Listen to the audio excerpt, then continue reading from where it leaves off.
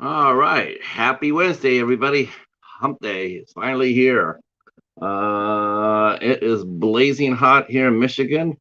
It is about 85 degrees. Now add about 10 more degrees to that. And that's about where we're at. Uh, we had a little bit of thunderstorms roll through here, nothing major. Uh, just keeping us on our toes here in Michigan, that's for sure. Glad you guys are going to be coming in and watching the show. We'll be talking to our good friend Greg Harris in about 15 minutes or so. Uh, Hi, bud. How are you? I'm going to go watch your video about Midway. I saw that just pop up on my notifications. So I will be there after this for that, for sure. Um, we will be talking to Greg Harris, Fit for Expedition, and he and his wife Kelly are van lifers, and I met him through Marshall Schartzer, Nomadic Adventure, and we were supposed to talk about 6 weeks ago, 6 weeks, 2 weeks, 6 weeks, 2 months ago. Greg had something happen in his family, and so we had to reschedule this. We had to reschedule till tonight. Hi, V. Thank you for saying hi to the cheetah. I will pass on the message. The cheetah likes to get greetings. Uh, um, and we were supposed to originally just do this interview a couple of months ago, but I'm really, really glad that circumstances took us to tonight, um, because a lot has changed in the world. Hi, Fluff. How is life on the Whit Sundays? Hopefully, you're feeling much better, not sick. Um, so we are going to be, we are supposed to talk, and but lots have changed in the world. We had Russia and Ukraine go to hell. We had our economic situation here in the United States going to hell and getting worse. And the van life and nomadic life communities, they've seen a lot of changes in their own selves. Um, their states and cities are now putting up laws trying to prevent van lifers from actually, or nomads from parking or overnight or being a parking lot. So they're making it really difficult. Some states are making it really difficult to live the lifestyle, on the road. And obviously the gas situation is huge, because a lot of the rigs that we're seeing, they're not exactly gas friendly. They're A lot of them are vans or box trucks, or they take a lot of money. And if you have an extra car with you, that you take around with you, some people take have the rig, and then they have like a little scout car, a little run around car. That's also comes into play. It's really interesting to see how van life is now compared to what it was 2 months ago. Hi, Andre. How are you? No, I'm just glad you're here. Oh my gosh, Fluff, that's crazy. I, that's crazy, man. I'm really sorry. I don't know what it is, but I feel so horribly guilty when I see a person from another country with COVID. I just feel absolutely like shit when I see that. I just feel extremely responsible for that, and I'm horribly sorry. It's terrible. It's. Hi, Brene. How are you? How are you? Wow. You got interview topics if my testing sticks in. Wow. Let's throw that link up there, Brene. I want a link. So that link up there. Hell yeah. That's what I'm talking about. Let's throw that up there and let people go over there and check it out. Hi, movie gamer. How are you? How are you? Well, hello. My parents and I just got over COVID too. Ah, well, I'm glad you got over it. Hopefully stays over it. Those who can share us out, that would be awesome if you could do that. That'll be awesome if you want to use your community tabs or Twitter or TikTok or however, whatever the crazy kids are doing these days to get the word out. Um, let's see. Yeah, I'm really sorry too, V. That just sucks. 8 days. It's just like, well, is it been? You guys are both sick at the same time, right? It's not like you're sick for 4 days, then you get over it, then he gets sick, and then you get sick back, right? And did you get how many vaccinations did you get, Kelly? If you don't mind me asking, how many shots did you get? Did you get the full four or three or two? I know people have gotten as much as four and they're still getting it. They've gotten four shots and they're still hitting it.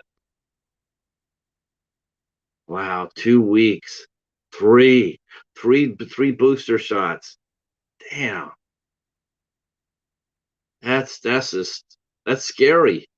I mean, it's scary that the fact that it's building up resistance because I think while everybody's not going to the hospital this time around per se, like when it first hit, I think we'll eventually will go back to that because if it's getting resistant to what we're doing, it's gonna wear out. It's gonna wear down the boosters.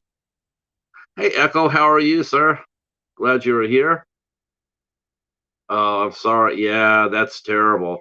Yeah, some people cannot take the vaccination shots. They are medically unable to do so, and that happens with any vaccines, not just COVID. It happens with there's some people that they're allergic to things like that. Hi, loves. How are you? How are you? Yes. Glad you guys are all here. Some of you were here last night for our fantastic interview with Darian from Magnificent Germany with Darian. Wow, I'm telling you, I feel really blessed when I get to sit here and talk to people. I admit it. I'm just totally blessed. So many nice people to sit and talk to and get to know. What a gentleman Darian was. Fantastic guest, better human being. Um, and definitely he definitely is blessed. He really could have ended up in a really bad spot with that broken leg story that he told us about, but I'm glad he was able to. I'm glad that all worked out for him, relatively speaking. Though I would not want to trade the pain that he must have been in for 3.5 hours sitting on that mountain. That must have been like hell. I just, yikes! I just and so strange that his Samaritan disappeared like that. That's interesting. Though I admit I have done something like that before. I did a Samaritan thing like that before. I don't want anything. I don't want people to know about it. So I just made sure that the person was taken care of, and I just vanished. Yeah,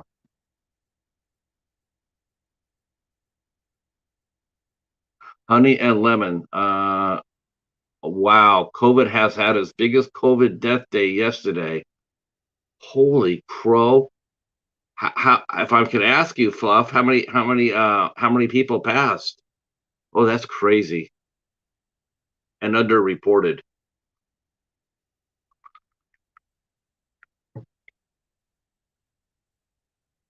Oh, that's crazy.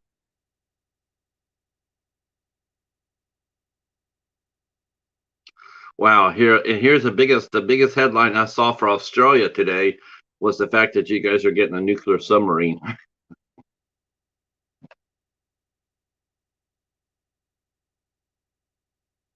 Mm, mm.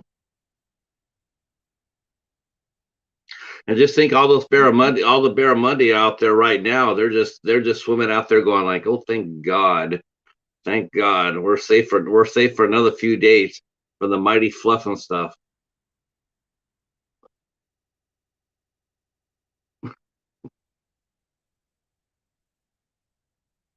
Yes, yeah.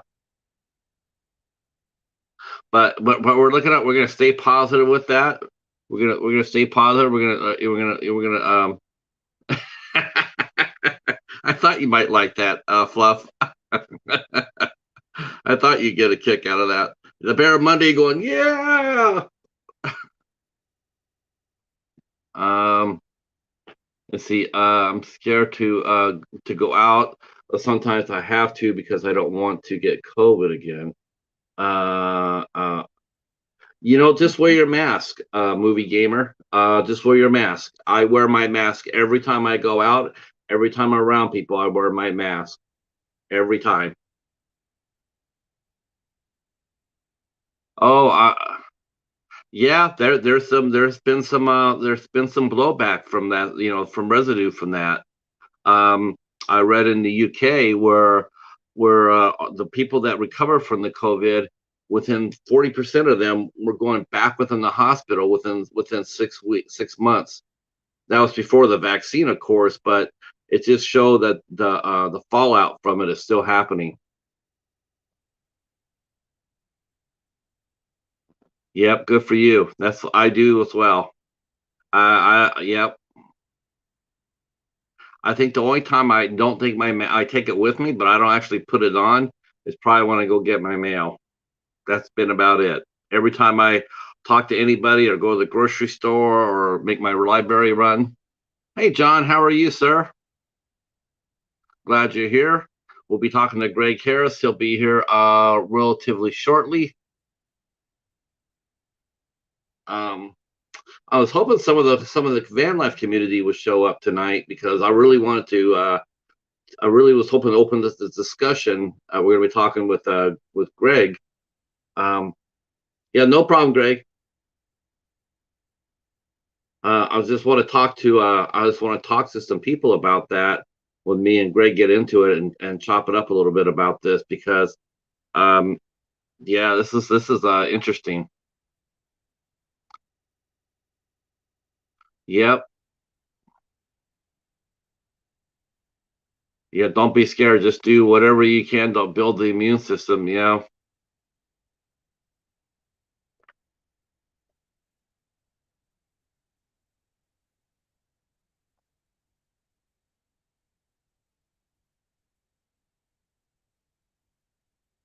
Yeah, I try to do that too. I don't really walk around people when I go out. I wear my mask, but I'm always aware of that. Tomorrow night closes our Creators Week. Tomorrow night at 8 o'clock, we will be talking to Betty J. Gathers. Will be here with us tomorrow night. Looking forward to that. Betty Jean is a very sweet person. She has a lot to say. She rocks. And we'll be talking tomorrow about all sorts of stuff. Let's see. Wow, 1,000. Why? Wow, 1,000. That's not even being reported, is it?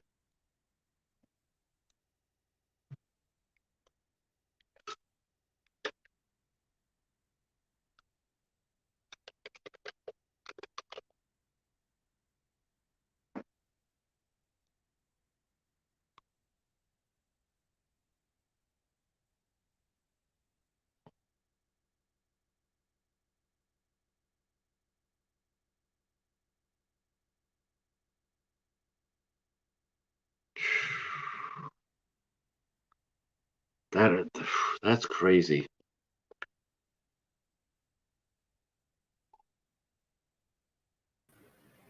Ta-da! Hey, I'm here. Can you hear me all right? You are. I hear you. Okay, great. Wow. We're live, so we're talking about our friend Fluffa stuff is in Australia, and she has her and her husband are battling COVID, Oh, and she just said that Australia just had a worst day in the pandemic. wow. Yes, yesterday they had the worst day. That's just bonkers. 1,000 people. That's yeah. You are a very small country. Wow, what a way. Yeah, you know what? It seems to be ticking up around us too. They're starting to make a small noises about people wearing masks inside grocery stores and banks and stuff like that. So I mean, they're trying to encourage people to try to get ahead of it this time. Um, I think the shots, I think the boosters are, they either have to go back for more, or people are getting resistant to it. Who knows? Um, but I'm glad you're here. Um, I know we couldn't do the last show because you had a family tragedy. I think your dog passed. Um, Yes. You know what and, just happened to me right now? I was at a shop getting rear suspension work done on the box truck, okay. and there was an armed robbery 2 doors down, and so the cops were like coming to each shop and saying, lock the gates and the door, because it was in an area where there's a lot of industrial shops and stuff. Uh-huh. And yeah, I just took off. I just jumped in the box truck and left. But Oh, you didn't stay to do the live from there? you Come on. know why I didn't? Mostly, the main reason why I'm not doing it live from the truck is because it's 106 degrees out. So Well, I wanted it to be in the armed robbery, so you could like sit there and say, "It's Greg Harris. I'm here reporting on the action here." And yeah, right. No, I don't want to be there. It's interesting is my truck, it used to be a FedEx ground truck. It was my FedEx ground truck when I had a contract with them. And a FedEx truck actually blocked the armed robber down the street and then ran. Oh, He actually saw wow. what was going on, which is I would never do. I mean, that's just crazy. I don't think I would do that. That's pretty scary because you're not allowed to carry a firearm when you're a FedEx driver. Right. That guy had a firearm, so I mean. Well, I like the ones on the freeway. Like they'll show somebody they'll be running from the cops, especially in LA. Seems like they'll be doing all these freeway runs, and then they'll be driving down the freeway, and then once in a while you'll see someone stick their nose in front, like a diesel truck, the semis. They'll wait till the guy gets on the side of them, and then they'll just like cut them off, and it's just Right, like yeah. so wicked. You sort of wish they'd do it a little bit more. It's just like, yeah, come on, you son of a bitch, come on, get a little closer, and pull them over, and just here's 20 tons, run around that.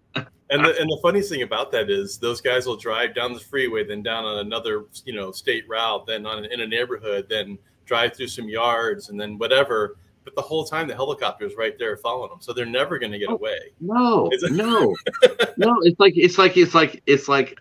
It's almost like you feel like you're like if you're giving away, right? All right, I don't see no cops behind me. Yeah, I'm good.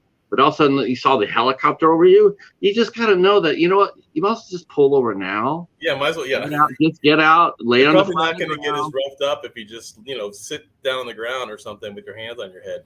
Now this is the one time. This is the one time that I sort of like would turn my head away or condone this because I understand it. But you know what? So when those cops get out of the car and they swarm somebody and they beat them down to the ground like that, you know what? You're never going to hear me say boo about, damn, that's a little rough, is it? Because as far as I'm concerned, get them one for me too while you're at it. Yeah, well, they endangered a ton of people. Everybody. So yeah. I saw one guy. He did that down in Texas. He hit some woman's car. Her whole damn family jumped out of the car and beat him down before the cops got there. And the cops were right behind him, but they managed to get out, get him, grab him from the car, beat him down, and put him face first on the cement by the time the cops got there. And we're like, oh, see, that's what I call proactive crime prevention.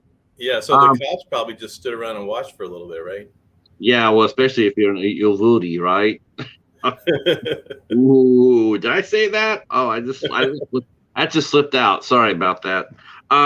But yeah, I'm glad you're here. We got some folks in the chat. I don't see Kenny though, so I'm sorry. But I see Brene is here. Thanks for Brene's putting here. my link up there, Brene. Yep, Brene is here, and we have Fluff, and we got Movie Gamer Girl 1980. We got Andre from New Zealand that came out to support you.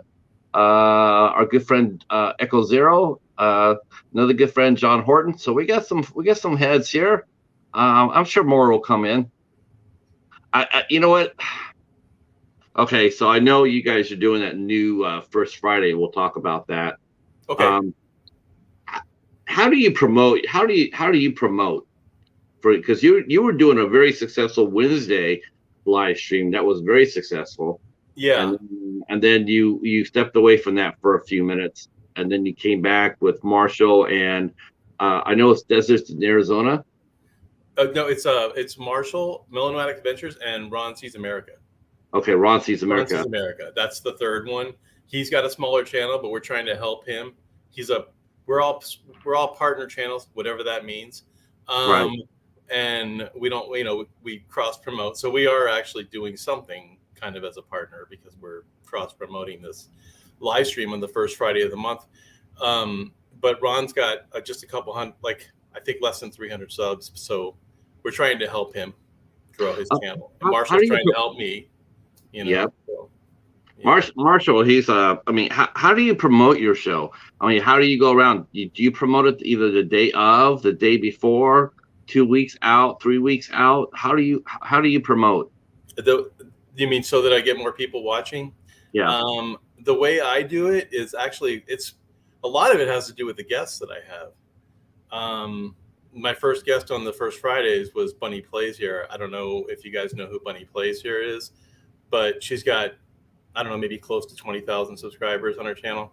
So, and she's a friend. She's a good friend. I've run into her several times traveling around, to van life events and that kind of thing. And we've become friends. So, that helped. I mean, that one got hundreds of views right away. It depends. Yeah. It depends on the guest a lot, I think. I mean, you can see I'm small time. You only got 10 people watching. So you're twice as big as me. Where the hell are the heads? What? Oh, jeez. And you're a good guest. You're popular. Well, I don't know if I am or not, but come on now. Well, I think you're right. You're talking about the Wednesday live streams that I used to do. Yeah, that was really fun. Those were going well. I mean, I was getting a lot of views, but I'm not. I like doing the live streams, but I don't like doing them every week. It's too much for me now. I know you do them almost every day. I do. I do 4 shows. I do 4 shows a week, 2 hours at a time. Mm-hmm. So that's it. I mean, I do this show 3 times a week. Sometimes more. Like next week. Next week I'm doing. I'm doing 2, 4. I'm doing 6 next week. So. Wow. Yeah. That's great. But you also do edited videos. You actually do. You do the video view videos and stuff like that. So yeah, I do my library videos. I do a couple of film reviews. I do I do Dollar Tree theater. And sometimes I'll do pop-ups. Sometimes I'll do a pop-up live stream just for the hell of it and just talk and whatnot. But I don't do those as much as I used to. I used to do those a lot more. But now I'm just focusing just on what I got. And I'm taking August off. I'm taking a break. You're taking the whole month off? Except for Sunday. We'll see. We'll see if you take the whole month off. No, I'm actually posting up my videos for. I'm putting them up, so they'll come up. At least I have one come up every week. Okay. And then other than Sunday nights, because I do the Midnight Society, and I do the IFC show. But everything else, I won't be on. I might do comments, but I'm not going to live streams. I'm not doing live streams, and I'm not putting out the content. I'm not interviewing anybody. I'm not doing anything. Okay. So yeah, I mean, I'm going to be out of my den. I got a lot to work. I got a lot to do. My house is really needs some TLC. Oh, really? Okay. There's Max. Greetings. There's Ray. How are you? How are you? Yeah. Ray's here. That's right. Ray. I know he is a fantastic supporter. I see Ray all the time with Ava. There's a lot of fun. Have you been over to Ava? You've been over to Ava's channel, haven't you? Yeah, Ava, yeah, oh yeah. You know what? Ava is actually the first. I'm going to call her an ambassador. She's the first ambassador who actually reached out to me from like the Nomad community. I know she's not really like a full-time Nomad kind of person or anything, but she's a good friend of that community. And I remember, van life with Gina, right? Yep. You know Gina. So I remember Gina ran a clip from one of my videos on her live stream, and promoted me, and this is the first time I ever met Gina. And Ava was the very first one, came over to my channel and watched a couple videos and left some comments. And yeah, I appreciate it. She's really cool. I like her. Yeah, I really like her. I actually had her and Doug on the show, and they came out and we talked and they played some music and had a really fun time. Oh, and Love's you're a musician, aren't you? No, I was a drummer. Well, I was a drummer in punk bands back in the 80s, but no, I'm not really. I got 2 guitars and a keyboard sitting in the next room that I don't know how to play, but yeah, that's gonna have to ask you about that. I mean, because how far away are you from actually finishing the van and actually going on the road? Well, the van, we've got almost everything done. We're getting pretty close. But we still need a gray tank in there. We haven't even needed it yet, but we don't have our shower plumbed yet. So as soon as we can do that, we're gonna need a gray tank. And we just finished the floor. We just finished the bed. We got to do the ceiling and walls, and we're basically done. The big project is not the van. It's actually the house, getting rid of everything. Yeah. And so I've been listing so much stuff on Marketplace and twice a week doing a Goodwill run and, donating stuff. And it's still going to take months. Wow. Your stuff has stuff. Yeah, we have a lot of stuff. Yeah. Got a pool table in the living room. So, I mean, it's like big stuff. I got a gym with commercial equipment in it. So it's a lot of heavy stuff to get out of here. Wow. I didn't realize that. I was thinking, because I was thinking, they got to be real close. I thought it was just relation to the van itself. No, and then after we get done getting rid of all of our stuff, then I got to finish renovating this house that we got 4 years ago when I started, and everything's half done, but I haven't finished it yet. So we're probably a year away. That far out. Yeah, I think so. You know what? That worked out a lot better because honestly, when we were supposed to talking 2 months ago, the world was a whole different place Mm-hmm. Now here it is now. It's like, 2 months ago, getting on the road and traveling the country and seeing friends and meetups and all that seemed like a hell yeah. But 2 months later, with a whole bunch of city ordinances, state ordinances, gas prices being what they are, the life seems to be there seems to be more obstacles now for van life and on Nomad life than there was 2 months ago. Especially for something the size of a box truck, because the gas, I only get about 10 miles a gallon. So speaking of Ava and Doug, they just rolled on in. Hello, Ava and Doug. Hey, Ava. And Monkey and Pumpkin. That's right.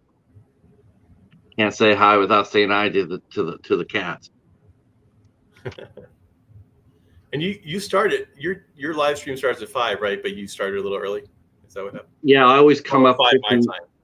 Right. Yeah, I started at 8 and 5, and then what I do is I come up 15 minutes beforehand just to talk to people in the chat and do a little warm up and tell a little bit about yourself and the guest and the calendar and all that. And then once we get here, then we do a little bit of this, and then we'll just we'll circle back and get this interview going in earnest.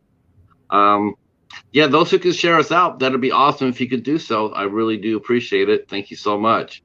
So let's go back to that beginning, because I mean, you already mentioned a few things I've already got questions about, but where were you born and raised at? I was actually born and raised in Baltimore, Maryland. So I'm an East Coast. I was an East Coast kid, but I've been in Arizona for 40 plus years. Long time. How old were you when you got to Arizona? You must have been just in your early. You must have been like 3 or 4. 9. 9. Yeah.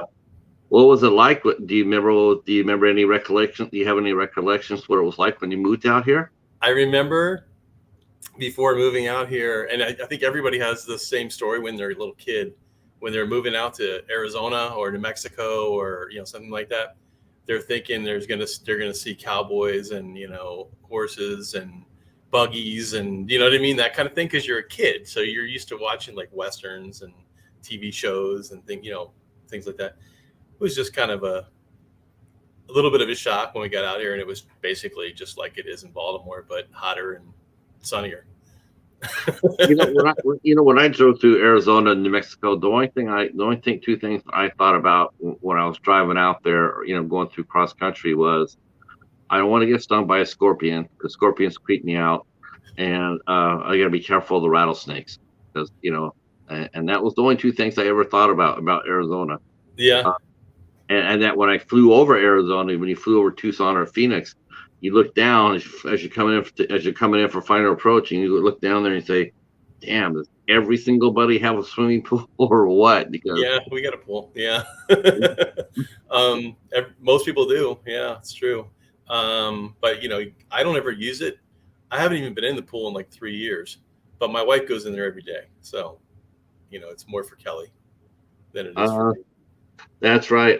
See, that was Ava. Renee saying because we're fun seekers. Yeah, you and Kelly are very much fun seekers. You guys have a lot of adventures together. We try to, yeah. Yeah. So let's. I'm going to get to that too. So here you are. You're in Arizona. You're 9 years old. How long was it before you first saw your first scorpion and your first rattlesnake? Actually, there's not really that many scorpions in the area that I'm in Arizona. I'm east of Tucson, really far east of Tucson. Okay. And there's not west of Tucson. There's a ton of scorpions, like over in Marana, which is a suburb of Tucson, and that area on the other side of Interstate 10, if you're familiar with that. Yeah. There's a ton of scorpions over there. I mean, they're everywhere, but we don't ever see them unless we pick up something from somebody over there in a box, Right. or somebody in Phoenix in a box, and then bring it here, and then there'll be a scorpion show up.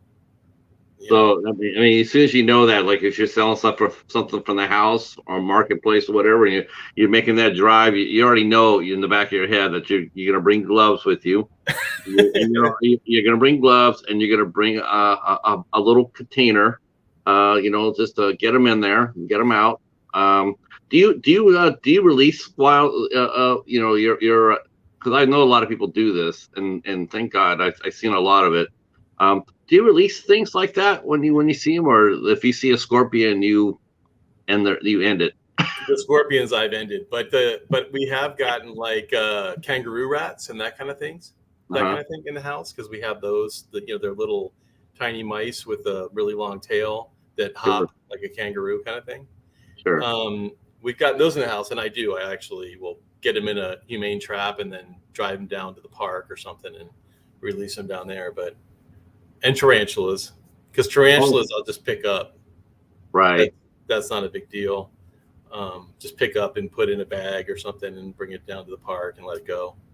Now, did you have pets when you got here? When you first moved here, did you? Yeah, we had one dog. In fact, we had a dog that was a golden retriever, and she was the daughter of Eagles Ace of Turcotte. I don't know if anybody's like into dog competitions or anything like that, but supposedly the winningest retriever in the history of dogs. We got her from a ranch in Maryland, so I do remember that. Yeah. Yeah. I have a cheetah. I don't know what his family line is, but Africa somewhere, on the savannah somewhere. That's the best I could do.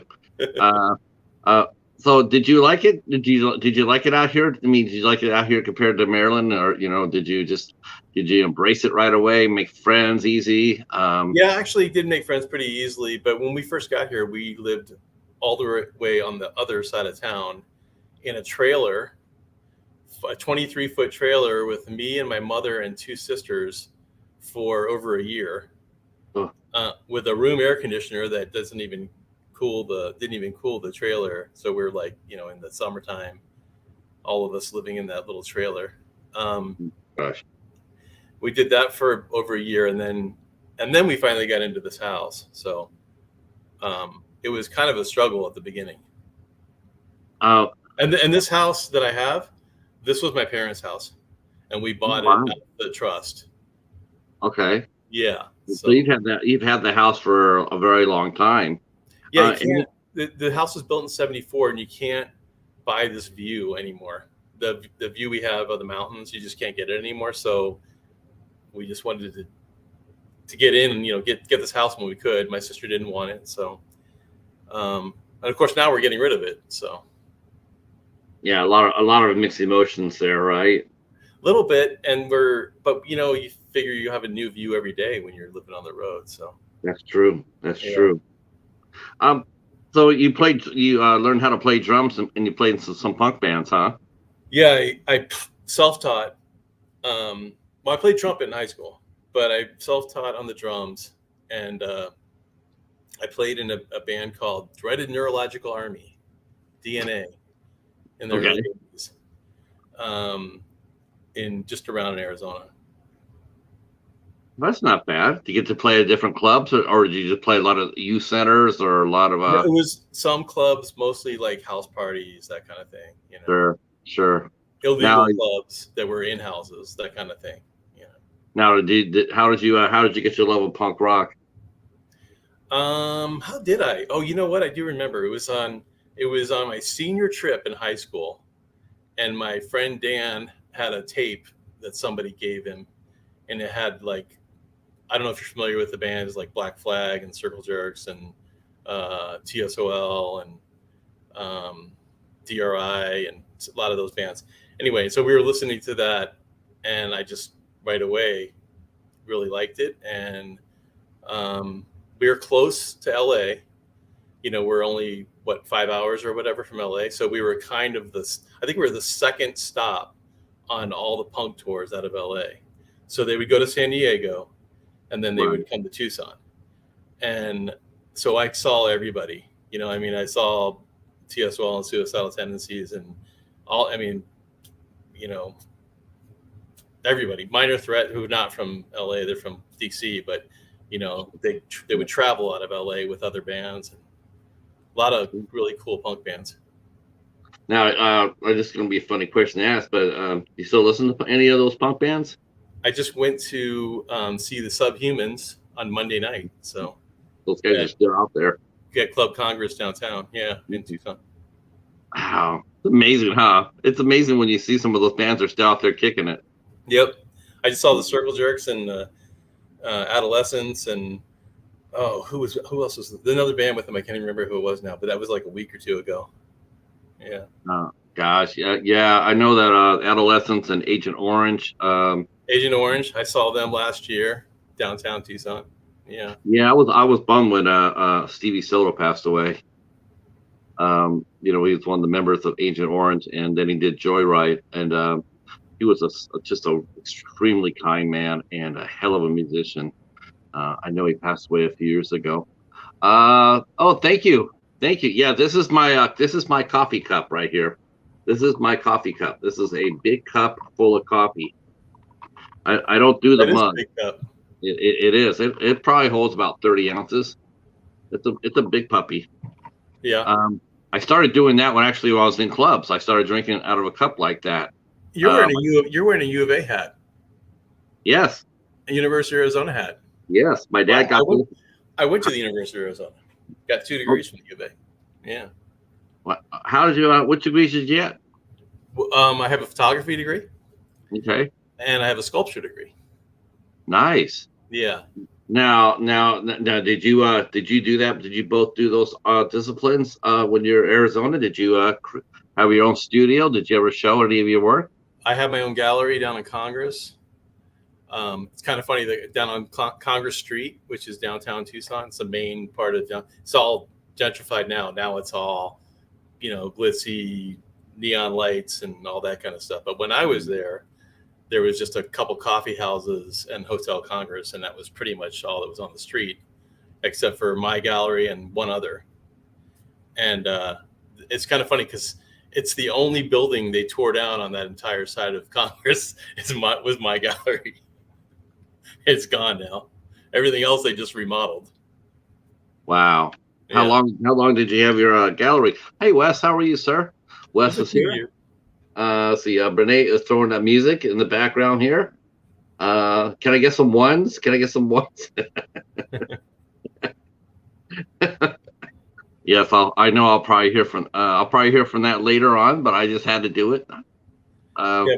Brene and I actually, we've met a couple times out on, at once Nita, in Slab City, we hung out, in California. And the other time was in Quartzsite. And we both listened to the same kind of music. Well, she listens to a lot of music. So do I. But we crossed paths on the punk rock. that's awesome. Now, see, I didn't know. I didn't. Yeah, I mean, I didn't know Brene was deep into the punk rock. I know she loves music. That I knew. Yeah. Um, and I had a friend of mine come out and do an interview with me.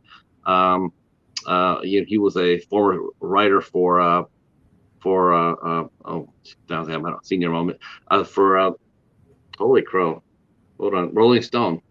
So Okay. he was a big we talking punk rock music back in the 80s there too. Back when I thought that was probably, I mean, punk's heyday probably early days, early 70s. I think 80s were definitely really kind to him. 80s, 90s. I mean, there's still a lot of punk bands out there. They're still touring. They're still making music. They're still Yep. viable. Yep. It's amazing. It Yep. truly is. I just Um, bought tickets for a show in October that's going to be Black Flag, the Dickies, and TSOL. That's a pretty good show. Of course, Black Flag isn't Black Flag anymore. It's just Yeah, great. I don't think Rollins is fronting that anymore. No. Actually, Henry Rollins is going to be here in Tucson in a couple weeks, but I Is he? think it's the spoken word thing. You should You know go what I to. mean? I don't think it's going to be music. So Have you seen him do a spoken word? yeah, I saw him and Lydia Lunch in LA one time do spoken word. I would have liked to. I would have loved to see. There's two. I would have liked to see Lydia Lunch, and I would have loved to see Pleasant Gelman do their spoken word.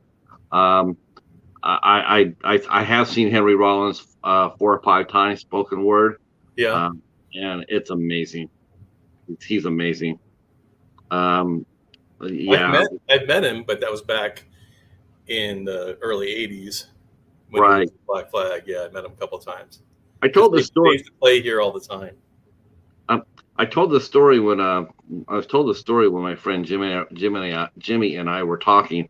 One of the best music stories I ever heard of was from a friend of mine named Adrian, and he booked a club called FX, and so he was looking for people to book. So he reached out. He got the White Pages at Los Angeles. He looked Hmm. up Henry Rollins. Henry Rollins was on the White Pages, I believe it. and he Yeah, called up Henry Rollins. He asked him to come up and do a spoken word show, and he did. He said, "Yeah, okay." And I'm like, that's straight Hollywood. That never happens, never. And then here he is, called him up, says, "Hey, how about doing a show with me?" He says, "Yeah, okay." I'm yeah, just like, you know what? I'm just sick with that. I'm just like, how in the hell do you, I mean, it's an amazing bookie. It's an amazing story, and that's one of my very favorites. Even though it didn't happen to me, but still one of my very favorite stories in my career. Hearing it because Adrian and I were good friends, are yeah. still good friends. Um, so now that you got now you're so you must have been really good in school. You must have loved school, which is sort of contrary to the punk rock world because they don't really look down. They don't really think too much of education, or at least they put the front on that they don't. Though we do Yeah, know there are some that actually are really good students. yeah. So what did you like to study when you were in high school? When I was in high school, I was a horrible student, to be honest with you. And I really didn't have any idea what I wanted to study.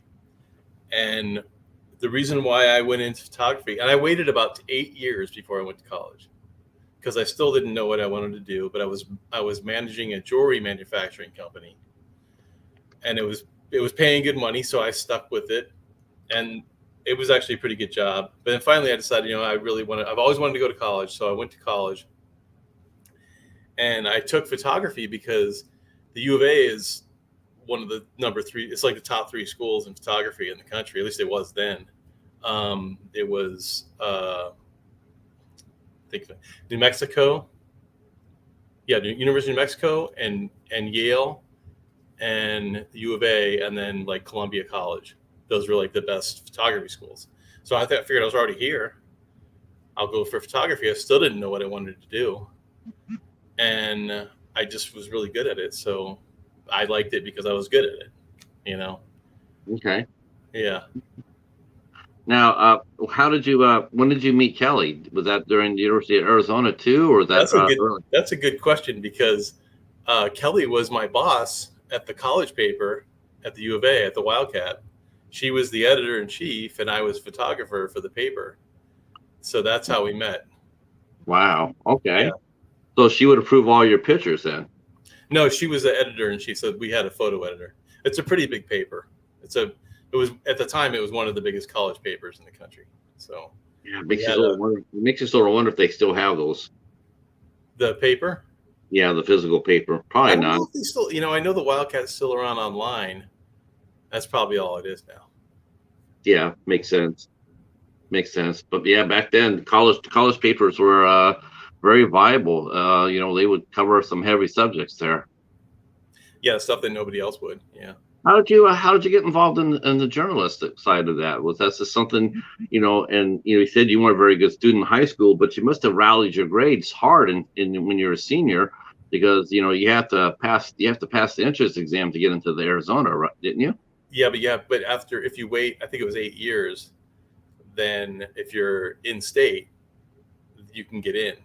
If you're that far off out of high school, some kind of rule, I don't remember, but it was kind of like I bypassed everything to get in, and I did get almost straight A's in everything. So yeah, especially the non degree. I mean, the stuff that wasn't in my focus, I actually did better in those classes even. Like science classes and computers, and back then a computer class was almost like taking a sci-fi class or something, because now have you done any artistic work before you picked photography and sculpturing? Did you I always took art classes in high school. Also took woodshop classes in high school, and I would do some carving and stuff, some sculpture in there. Did you sculpture with wood, or I was thinking you sculpture with rock? Well, back then I did sculpture with wood. Actually, I think I have a piece right behind me. Can you see that? That's one of my pieces right there. Now okay, a big, okay. Now how are you gonna, oh boy, how are you gonna keep some mementos like that? I mean, you're gonna be able to, like, are you gonna put them in storage, or did you and Kelly make that commitment to like unload everything? We're going to buy some property up in fact, I've talked to Brene about this because she was interested in that area in Williams, also in Northern Arizona. So we're going to buy some property up in Northern Arizona, or somewhere else where it's cooler, like that, cooler temperature, and get a shipping container and put it on the property. And some of the things that we have we'll be able to keep. And I also have property in New Mexico, a small little lot in New Mexico that we can put a shipping container on for the wintertime. So okay. when it's warmer weather in New Mexico in the wintertime. So now, would you bury your container? No, it's not a good idea either. It's not a good idea to bury the shipping containers. They don't hold up that well. The metal ones? Yeah. Wow. Yeah. A lot of people they bought those containers and put them underground. I know they do. But not a good idea, huh? No. I've talked to a couple of contractors about it, about doing that in the past, and they said that they wouldn't do it. So, Brene saying here, John's saying here, punk rock has been really good therapy for schizophrenia. Music is a healer. I don't care what kind of music it is. It's a healer. Music is a healer. Let's see. And Brene says, sometimes I tune the radio, the college radio. It's fun. Yeah. I mean, as long as those college radios still have some cojones to be able to play what they want to play, because a lot of college radio stations don't have that luxury anymore. Uh-huh. They're like commercial radio all over again. And Brene saying very interested in a piece of land. There you go. There you Yeah, go. we got to talk about that. It's a little side note here, Brene. We're going to be in northern Arizona in late August, early September. So, if you wanted to meet up or something up there and check out some property, we're going to be up there. Oh, that would be yeah. I mean, how would you? It would be like she could actually manage the property while you and Kelly go zipping around. Yeah, well, what we're thinking is find like a 40-acre parcel and split it up somehow with 3, 4 other people. You know Oh, what I mean? that'd be good. That'd be smart. Yeah, Really maybe smart. have one big water tank in the middle that everybody can share, and you have water delivered. Right, right. You know, something like that. Well, wow, water. Jeez, that seems to be on everybody's mind these days. You know, the drought being on the West Coast as it is. You Yeah. know, yeah. Um, they should have sank all that money into desalate. Let's see, when they take the salt out of the water. Oh, Des- desalinization, is that what it's called? That's what they should have been doing for all these years. I don't know Yeah. why. I don't know why they didn't. It's ridiculous. Like they should have set those up and just like ran them up in California and Oregon and Washington. Yeah, that's true. That's true. I just never understood why. It's like, wow, you got the wind turbines up. I You was just figured, gonna say you got the windmill power, so you got all this wind power right there on the coast. It's yeah, always a little bit windy there. yeah, it could be done after all those, well, the type of people that were saying no to all that, and now you could, it's been proven that the, wind power, solar power does work. Yeah, I mean, now they're talking about pulling water from the Mississippi. I that will That's that all that. I Yeah, I don't think that will work. I don't think they're going to let that happen. I think they'll do their very best to protect. And you know what? Honestly, I don't blame them. I don't blame them. I don't. That's not the solution. But we already saw that with L.A. with the Colorado Basin. That was just a bad idea. Um, so so you guys met in Arizona. So you were in your mid-20s when you went to Arizona. You said 8 years. Yeah, yep. Oh wow. Okay, so you came in hungry. You were. What had you been doing after high school to going to Arizona? Was that just all playing in music and No, no, I actually was managing a jewelry manufacturing company, okay, where we manufactured rings, like gold and with gems and diamonds and that kind of thing. And so it's somewhat artistic. I mean, we would do some uh, custom work and stuff like that. But we had salesmen all around the country. okay. Yeah, so it was a pretty good. It was a pretty good gig. It's a pretty good So job. I can see now you're just really developing all sorts of interests as you go on. Now was your sense of exploration. Now, was that also born during this time, or was this afterwards, after you got your degree for photography, that you decide to go around and take a look at things and take pictures of it? Well, photography it makes you more observant. It makes you catch things out of the side of your peripheral vision that other people don't see. So that's for the reason why I actually find the abandoned stuff, because everybody always says, "Oh, there's no abandoned stuff around here," but I guarantee you, I can drive down a road right there where they're talking about, and I'll find something. I'll see something out of the corner of my eye, because it's just that when I started, before I was a photographer, I never had that skill, I guess it's called. I don't know if it's a skill or what it's called, but anyway, after that, I was always observant about my surroundings everywhere. Yeah, You know, yeah. I've always been like that ever since I was young. I'm always had my head on a swivel. yeah, Always looking around. Yeah. yeah. Um, I just found an abandoned place today. I was driving across town, and I got the corner of my eye down this neighborhood street. I saw a abandoned place and went in there and checked it out today. um, and did you go back and take pictures of it? I got video and pictures. I did a Um, short, and I got about 30 photos. Now, do you ever go back and copy like down the address or where it's at? The longitude and latitude, and do you ever go back there and I just remember. I just remember it. And so when I used to have the FedEx ground contracts, and I mentioned that the truck that I have was one of my FedEx ground trucks. Um, when we sold the business, that one had some damage to it, so I had to fix it. That's why we still have it. But when I used to drive, which wasn't every day, but when I would have to fill in for somebody, I used to drive by these places, and I had that same thing going on, catch it out of the side of my eye, abandoned places. And so now that I have the YouTube channel, I'm actually, and Instagram and everything, now I'm out going back to those places and doing video. Yeah, because you've been to some fantastic places. Yeah, I and I mean, also don't like doing I don't really like doing the ones where everybody else does, like this asylum or this jail or this, the stuff that everybody else covers. I figure everybody's already covered it. Why should I, why do I need to go see I it? like the missile site you covered. What's it? I like the missile site you covered, the Nike missile site. Oh yeah. That was on accident. I was actually looking for something else, and I found that. I didn't like very many other people found that because they look totally abandoned. Yeah.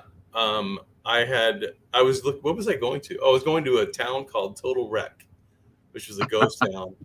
And apparently it's privately owned, so I couldn't get to it. But on the way there, I was actually looking at the map. It's actually on Google Maps. That site, that missile site, is actually on Google Maps. Somebody entered it in, and so I just was like, "Well, I've got to go check that out." So somebody else has found it. Okay. Yeah, I love those videos. So they're fun.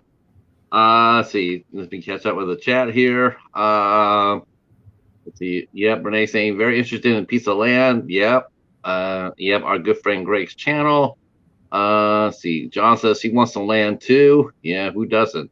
Where are you currently at, John? Oh, I'll let those two discuss that. Let's see. I want to yeah, yeah. See, Renee's in California, Johnson, North Carolina. I don't know what land now is the cheapest to live in. I would think that before, for a couple of years ago, 2 or 3 years ago, I would have think that it would have been like Montana or Idaho or something like that. But I think Northwest Arizona, Western Arizona, you can get pretty cheap land, and Southern New Mexico.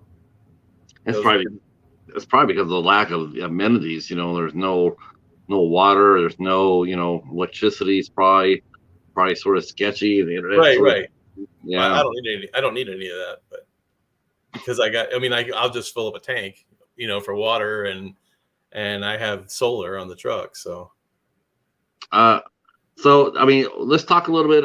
After you settled in, you met Kelly, you got married, and did she also have the wandering eye with you? Does she always go with you on your adventures? Not always, but most of the time. But it's more because of her job than because she doesn't want to go. It's just a lot of times she needs internet, almost always, to do her job. She works in education. She works for a big education software company. Sure. And it's all online now. None of them go to work anymore. There used to be offices around the country. Now they're all working from home, which is kind of funny because they had just spent a couple $1,000,000 renovating the office that they were in here in Tucson. And then the pandemic hit. And so now that nobody even goes in there anymore. It's just empty space now. But yeah, they all work from home. But so now that there's the Starlink internet, and we actually got a chance to use that. A friend of ours, I don't know if you know Papa Drew. No. It's a YouTube channel. He's got a YouTube channel called it's called Papa Drew, and he's got a school bus, and he's got the Starlink on the school bus. And he said, we guys could. We were up in Flagstaff, and I think we had like a week, and then we had to get back here. And he said, well, you guys can stay because you can just use my Starlink to work. And so she worked in the truck out in the middle of the woods from Starlink for 3 days with no issues. Wow. In fact, it was a little better than our home internet. Wow, that's interesting. Yeah. It's really, yeah. I don't know anybody has used Starlink yet. Yeah, we're gonna get it. We're gonna buy it. The thing is it's $600 to buy the equipment, and then it's like $100 a month, which isn't that much more than what Yeah, you're paying anyway. But another van lifer has come in. Our good friend Hobbs Hoare. Van life is life.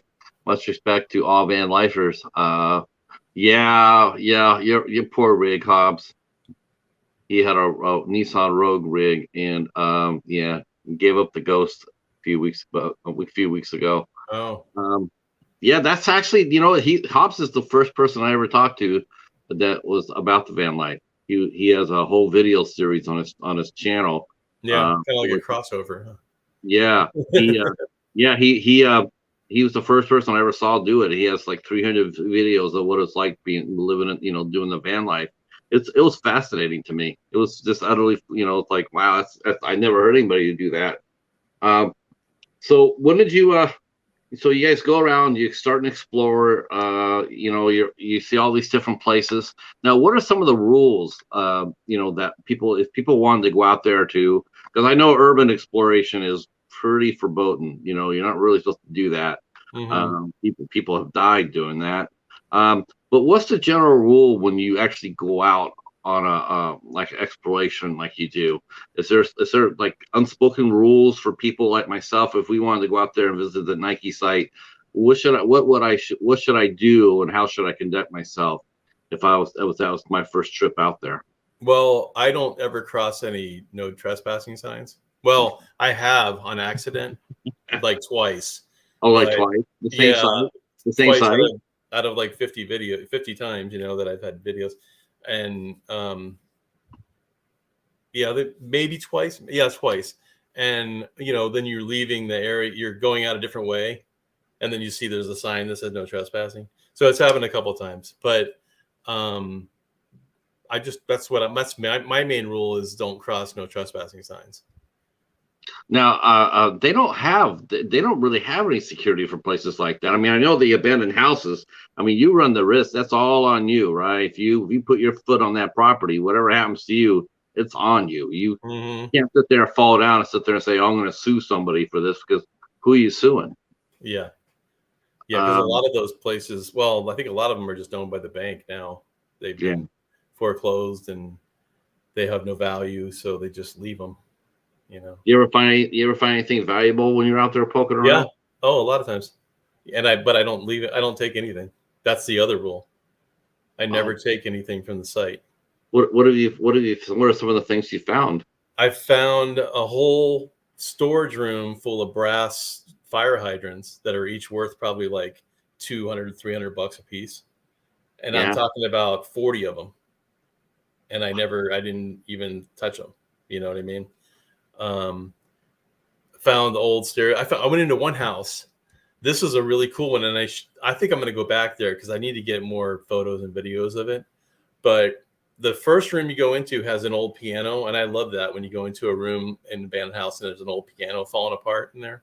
I just Yeah. think that's such a cool photo. Um, but then I walked through the door, and it was like a museum. There was all these old credenzas stereo systems I mean, there was probably like 9 of them, 8 or 9 of them in this room, and it was set up like somebody had set it up like a museum. It was Wow. really cool. Yeah, yeah. I mean, you're right. I mean, you go in there, I mean, it must be. I'm sure people are tempted to do so, but it's probably not a good idea because you sort of get the idea like if I was me and I open up the door and they're inside there's like 20 brass hydrants there. It's one of those things. It's one of those things. If it looks too good to be true, it probably is.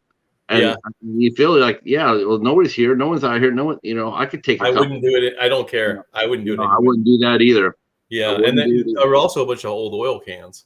I don't think they're worth as much, but I'm talking about the 4 gallon or whatever 4 or 5 gallon oil cans Hmm. from 30s and 40s.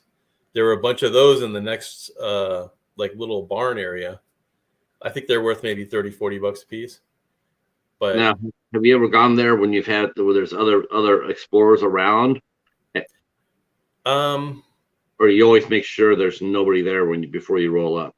I usually try to do it by myself. But there's only one place that I can even remember ever running into anybody when I was videoing, and it was the Apache Death Caves, which is surrounded by abandoned stuff. I don't know if you're familiar with that.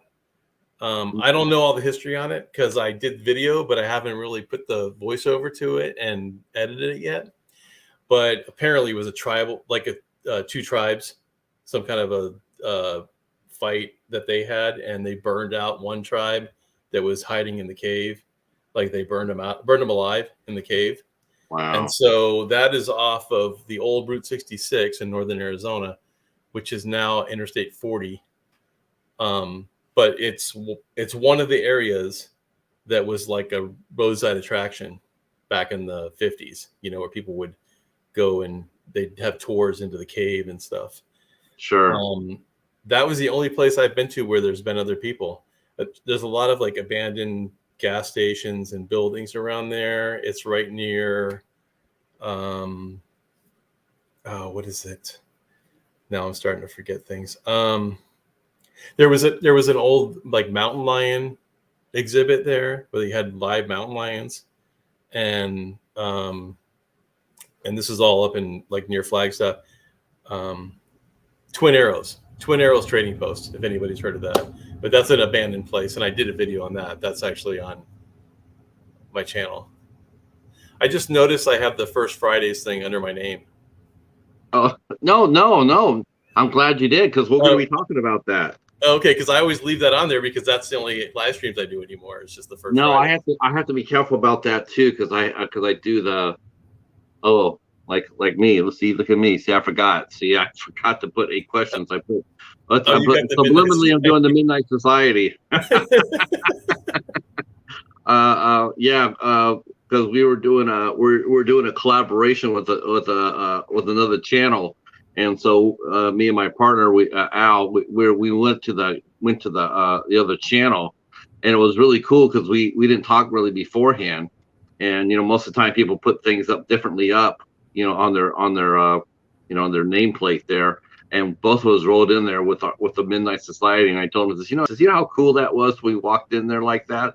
I said, "That was a lot of fun." Because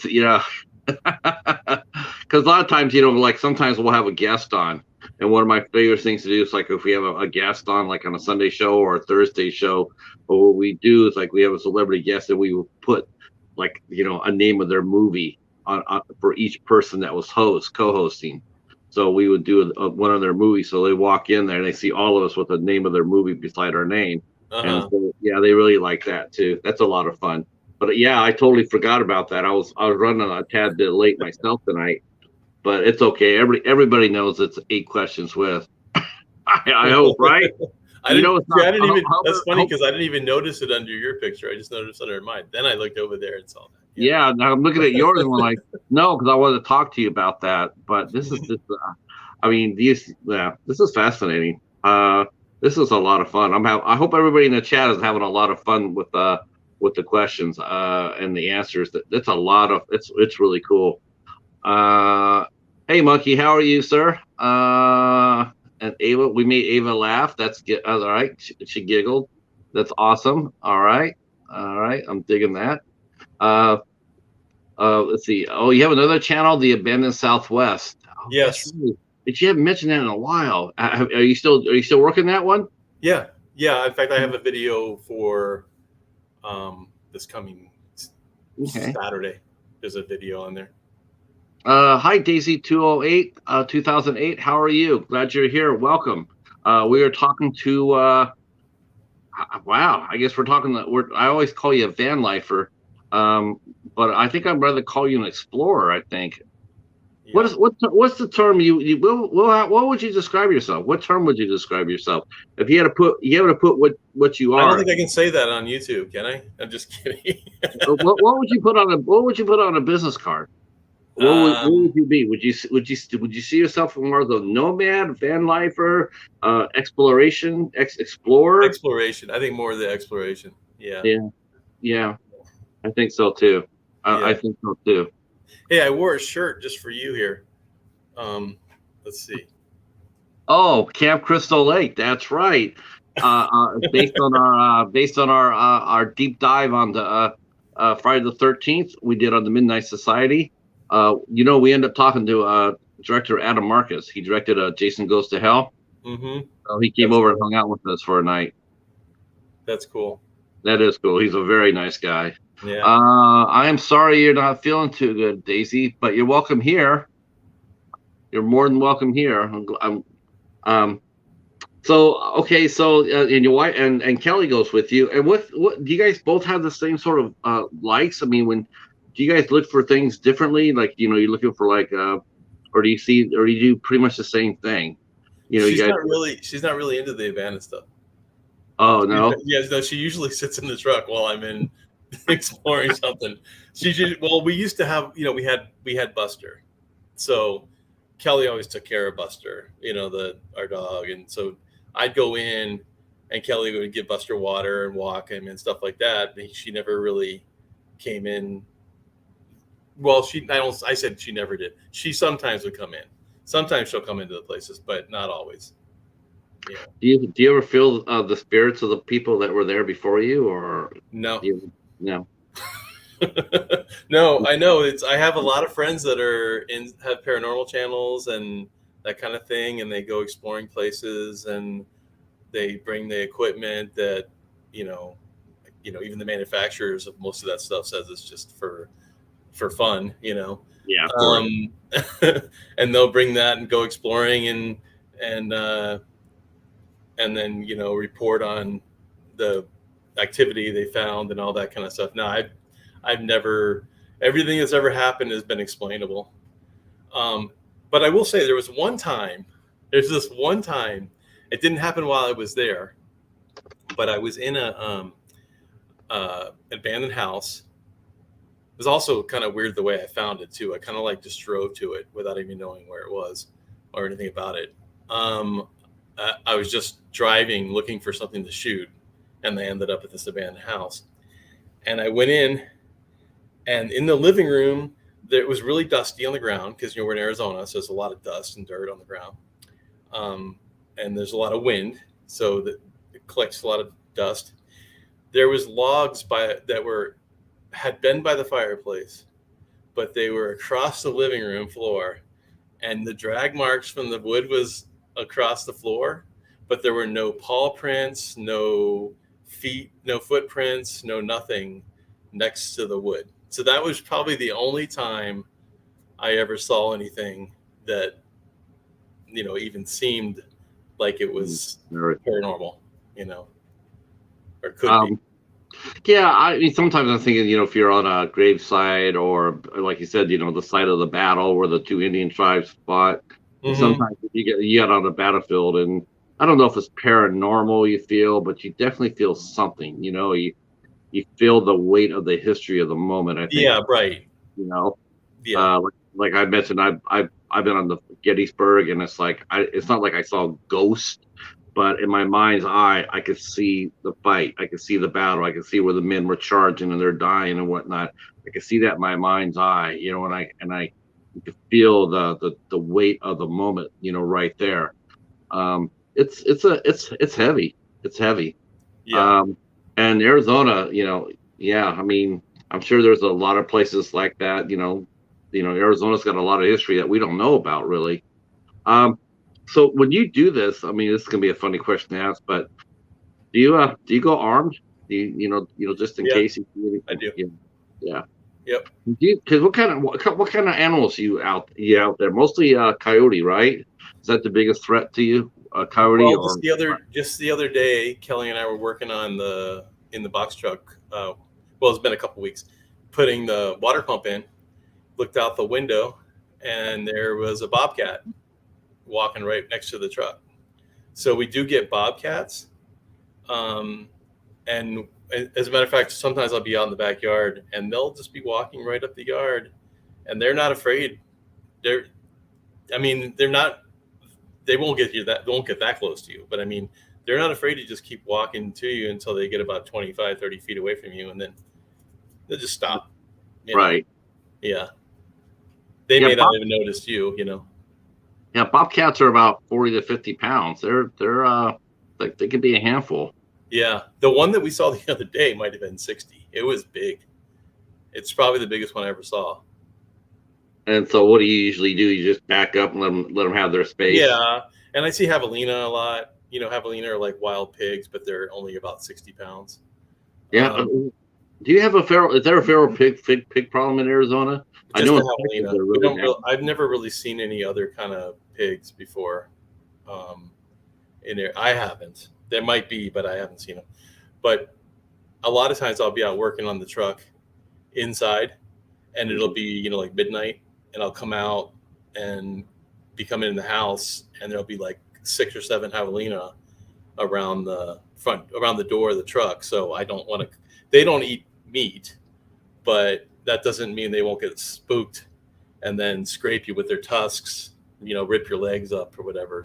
Right. Just getting scared. They don't eat meat. They're vegetarians. But yeah. Feral hogs, on the other hand, that they're no joke. They'll eat anything. Yeah, including people. Yeah, I think if I was down in, I said this before, I'm not really a gun guy at all, but I remember when my wife thought she was going to be transferring down to Florida, and I said, well, I can already tell you the first thing I'm going to be buying down there, I'm going to be buying a gun. Because any alligator that comes on, any gator that comes on, I'm not going to sit there and think about it. I'm just going to put 2 in his head. I'm not going to sit there. You need a fairly good sized gun to do that too. You need like a 357 or something. Yeah, that's exactly what I was going to get. If I was going to that's exactly what I was, either that or a 30-06. Yeah, that would end it. But yeah, I mean, I'm not, but I mean, I can understand if when you're out there exploration. To me, I think the biggest thing that to me I would be nervous about would probably be, again, would be the rattlesnakes. Yeah, we get those occasionally here. I mean, I've had a few of those around the house in the last year and a half. Okay. But I've never seen one when I'm out exploring someplace. Isn't that something? Yeah. You would think that you would. And the animals and what other wild animals do you see out when you're out there exploration? So when I'm out there doing that, it would be just coyotes. That's probably all I've ever seen. I mean, you get like pack rats, in some of these places, but I haven't seen them. I just know that they're there because I can hear them moving around. Right. We don't really have raccoons and that kind of thing. So yeah, that's because Michigan has them all. That's why they put them on the buses and send them our way. So when did you guys first start? What was your first exposure to van life or nomadic life, and where did you first hear about it? I think the first video I saw, and it was from a video. The first video I saw was Box Van D on I can't remember his channel name because I don't really watch his channel, but it's a big van life channel. Guy has a big beard and longer hair. You know what I'm talking about? Like white hair. Anyway, it was a video about Dee and about her box truck. And somebody in the chat probably knows who I'm talking about, the channel. I'm sure Brene probably knows. Yeah, and that was the first, I think, exposure that I've had. Bob Wells, there it is. Brene, Bob Wells. So it was on Bob Wells. And that's the first video I saw. And that's probably one of maybe 3 videos that I saw on of Bob Wells ever. But I know he's huge in the van life community, the Nomad community. Hey, Clay Mayer is here. Yeah, I'm saying hello. Yeah, I'm really shocked that Kenny's not here. I am too. I did not put down that we would be doing challenges of any sort. Should I text him and tell him to get over here? Yeah, he should. You should tell him. I could. You have become like that young man's hero, I think. What's that? Oh, I think you have. Kenny. I think you have become like his hero. I love Um, Kenny. He's great. yeah. Oh He's gosh, awesome. it's so evident. It's so evident. Yeah. Probably, honestly, it's probably the first thing if people say, "Well, what do what's your impression of Greg?" He loves Kenny. Then I would say he's a friend of Marshall's, but it would actually be Kenny. Yeah. I got to meet Kenny. I got to hang out with him in Quartzsite for Yeah, 3 days. That's pretty cool. Yeah.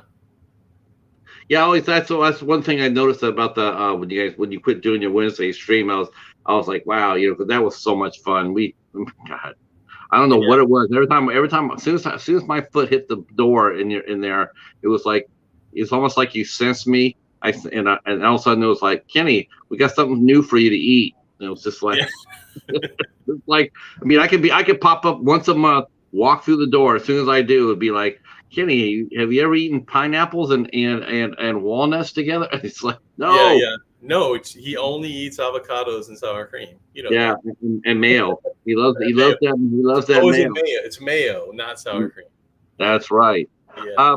So the first person you saw for van life, and what attracted you to what attracted you to it? Well, Just the thing- to be honest with you, I already had the truck. I already owned the truck. So it's like, well, got to do something with it.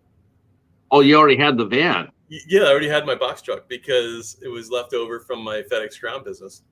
So So I already had it, and then just needed about like $1,000 worth of work and to get it back on the road. So I got it back on the road and spent a lot more than $1,000 now. But this is sort of still relatively new to you then. yeah, a couple of years. Yeah. Yeah. Wow. Okay. I thought it had been a little longer than that. Nope. Nope. I've Wow. been camping a lot and stuff like that, but not Sure. with the box truck. Now, have you guys ever gone out overnight? As far as try to live off. Do you ever go away for like 3 or 4 days and try to like live off $100 and see how far you can go with besides gas money, of course. But do you ever do that? Did you ever do any practice runs? Well, we actually are about a third of the time on the road.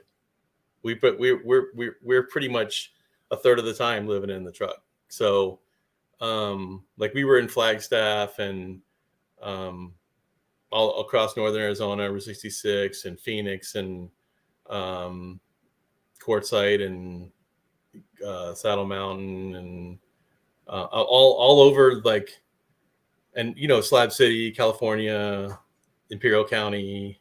I mean, we spent a lot of time in those areas. That's just amazing, though. You guys. I wish I would have loved to have been a fly on the wall for that discussion of like both of you deciding, hey, let's do this. Let's do this as a lifestyle. Let's unload. Let's declutter. Let's live on the road. Um, Yeah, it, I think it was actually me that was originally into it, but then honestly, my wife got more into it than I did. And Kelly's the one that really started pushing for it. So, how Kelly? Kelly's right here. So she won't come on camera though. no, that's fine. That's fine. No. You know what? I understand that. She just doesn't like doing the live. She's okay with doing the pre-recorded stuff because then you can, fix things. Oh, right. Yeah. There is something to be said by coming over and coming up from behind you, stumbling and tripping, and we see it all live. It's like, oh shit. Right. Luckily, I've never had that happen to me. Cross my. I've had a few moments where I've sat there and looked into space, not knowing what to say next. Now, I've had the Cheetah come up there and steal scene from me. He'll come up there and make runs, make rounds around, around the camera. So he's like, he's hamming it up for everybody. But no, I've never like spilled my coffee or anything like that and say, knock on wood. So now she wanted to do it. She wanted to do it, and so you guys been making this plan. Now it seems like a lot of people. I mean, now you've talked to a lot of people. Obviously, a lot of members in the community. It seems like states and cities and whatnot, they're starting to sort of like wage war a little bit against the community. Has that been? Have you been hearing the chatter among the van lifers about that? Have we been A hearing? little bit. I know that Tennessee enacted some laws against camping in public, period, unless you pay for a campground or something. But I haven't really heard that much. I know since then we've camped right on the street in Flagstaff, Arizona, and in Bisbee. So just parked right on the street. Looks like Hobbs has a question here. Our good friend Hobbs. Let's see. Make sure there's any other questions I missed. Yeah, Ava says she loves Kenny. Claymere's here. Yep. Hi, Hi, Canadian fishing musician. How are you? How are you? Glad you're here. Let's see.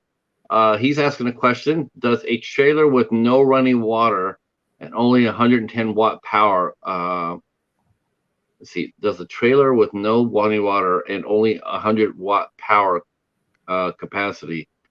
Does it what? I don't know. Okay. Hobbs actually wants to know if I celebrate Halloween. I love Halloween. It's my favorite holiday. And I pretty much celebrate Halloween every day, though, because I'm always wearing too. horror movie stuff and that kind of thing. So he does too. What's that? He does too. He's the king of Halloween. Yeah. And did you ever get the knock? No. What's the knock? The knock is you got to move on. Oh, right. Yeah. Wow. Okay. New terms. Let's see. What have you ever done? Have you ever done stealth camping, or is that you can't do stealth camping in the box? No, stealth camping. I've done that in the city. I've done that in Flagstaff. I've done that in Benson. Bisbee, on the street. Just parked in our truck. We have windows in our truck, but it still looks. It doesn't have. It's not an RV, so it still looks somewhat like a business truck. Maybe you put FedEx on it. No, I don't think so. I took that off. It was on there. I took it off. You can just slap on a sticker on the side of it that night, So come over there. Oh, this is a FedEx truck. Oh, it's all right. Let's keep going. We're actually making banners to cover the windows. Okay. Because there's only 2 windows, but we're going to make banners to cover the 2 windows that have some kind of faux business name on them. Okay. I don't know what that's going to be yet, but. Now, how many exits do you have in the box van? I know you have your passenger door, your driver's door. How many in the box itself? Do you have 2? We have a door on the side, on the passenger side at the front. I took out the rolling door because it's so loud and it's really hard to insulate and control temperature in there when you have the gaps around the rolling door, around the sides of the door. So I put an RV door in the right side, in the passenger side. Okay. So we have that, and we have the driver and passenger door, and then there's 2 windows that you could get out if you had to. Okay. Yeah. You'd probably break your elbow or something, or your wrist falling out of there, but still, you could get out if you had to. Okay. Yeah. Sometimes I'll see an RV or something, like the, YouTube is. They'll randomly. Some of the shit they throw at your way, you just like. How it just boggles my mind. But they threw up a picture of an RV on fire, and I'm more like, because just because I typed in van life does not mean I want to see somebody's RV go up in smoke, right? Right. That's the last thing you want to see, right? Yeah, the last thing you want to see. Hobbs is asking. Okay. Canadian fishing musician says. He has no problem. He rents a farm field. That's good. Okay. That's a good thing. Hobbs mentions any serious medical issues in the van. Are you guys both first aid certified? Red Cross certified? I'm AED. Is that what it's called? I'm actually life-saving. Huh? Are you advanced lifesaver? I have my red. I'm having a senior moment now too. I have my card for resuscitation, that kind of thing, whatever you call it. And CPR. What's that? You're CPR certified? Yes. There you go. And because I'm actually a certified personal trainer. Okay. Yeah. So, and I have been for about 3 years. Well, that's actually something you could take on the road with you, isn't it? Yeah, probably. There are some van lifers that I know that train people over the internet. Okay. So Um, so you're about a year away from launching. You're about a year away. probably, Um, yeah.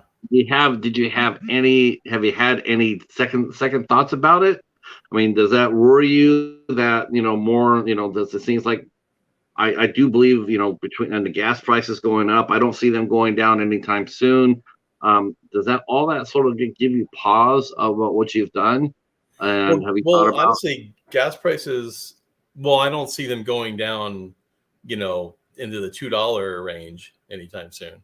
But they have gone down to about 50 cents or more, 70 cents, something like that, a gallon around here. I don't know if you're seeing that there.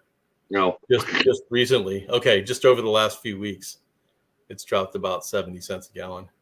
Yeah, I wish it would do that over here, but no, we haven't seen that here. That's not that much, but No, still, they call it's something. Michigan the Motor City, this Motor State. Of course, we're not. They're gonna squeeze us for every penny they can at the gas pumps. Michiganders love their cars. No, we don't. We just have to use them to get from point A to point B. The love affair with cars in Michigan is long gone. Yeah. Well, Yeah. when it was a major industry, it's still a major industry, I guess, right? But it's Yeah. not like it was at one time. No, not at all. Not Yeah. at all. In fact, we got people. We're sort of have seen an exodus of people in this area. People are leaving Yeah. the state. Yeah. Well, Uh, we're seeing an influx of people in Arizona. yeah, from California. Yeah, actually, not just California either, but we need to buy. That's why we need to buy our property as soon as we can for our base camp, because it's going quick. Yeah, isn't it insane? Yeah. Isn't it insane? I mean, now I hear that now it's here. It's really bad for home buyers because the prices are going up, interest rates are going up. But no second thoughts about it. No, no. Just you're still on track. Now, do you have a bucket list or an itinerary or where you want to go when you 100% go? Yeah. Well, it we had a bucket list that we worked on, like for all the states in the whole U.S. and all the places we wanted to see. But that was when gas was $2.40 a gallon. You know what I mean? Now you'd be lucky to get down to the local Taco Bell and back, right? Yeah. So now we're looking at probably spending a lot more time in the Southwest rather than traveling the whole country. Honey, you know what, honey? Hey, let's pull over here. I look. There's some beautiful bike trails right here. Let's do that. Yeah. Greg, yes, honey.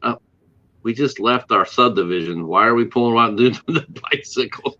You know what okay, so you may not be familiar with this. You're not in an area where they have Bureau of Land Management property, land. Right. But here in Arizona, there's a lot of it, and also in New Mexico, and I can't remember now. I think Montana's in California. There's BLM land, and you can stay 2 weeks at a time, and you only have to move 25 miles between stays. So realistically, you could actually spend the whole year within a 25-mile radius if you really wanted to. Yeah. So you really don't have to travel that much. Now, are you gonna have a extra car with you? Like I know some people put a car in the back of the rig and go with or put it on a trailer and go with you. Are you gonna have that? I think we're just going with e-bikes. Okay. Because we want to stay somewhat stealth.